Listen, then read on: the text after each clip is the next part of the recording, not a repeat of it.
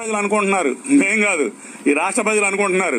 నీకు ఎందుకు ఇచ్చింది వాళ్లే కదా, పంగనామాలు పెట్టి 11 ఇచ్చారు కాబట్టి నీకు ప్రతి ఇష్యూలో 11 11 11 11 11 11 నువ్వు అంటావు కదా, ఓ ఏదో చదువుతుంటావు కదా, ఎట్టెట్ట ఊపుతుంటావు కదా, ఏదేదో మాట్లాడుతుంటావు కదా, రండి రండి రండి రండి రండి చూడండి చూడండి చూడండి చూడండి చూడండి.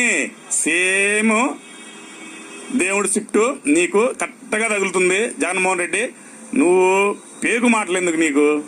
నువ్వు వెళ్ళావు ఏదో ఒక మహిళా సోదరిని మనని నోటికొచ్చినట్టు అమ్మ బూతులు తిట్టినటువంటి ఒక యదవని బలరేయడానికి వెళ్ళావు. ఈ రాష్ట్ర ప్రజల గనుల సొమ్ము అబ్బనంగా దోచుకొని విపరీతంగా పంది బలిసి ఎవడైతే జైల్లో ఉన్నాడో ఆయన బలరేయడానికి వెళ్ళావు. నువ్వేమన్నా మంచి కోసం వెళ్ళావా? ఏదన్నా ఇబ్బంది పడ్డ రైతుల కోసం వెళ్ళావా? లేదా వాళ్ళు ఏదన్నా ఆత్మహత్య చేసుకున్న రైతు సోదరులను బలరేయడానికి వెళ్ళావా?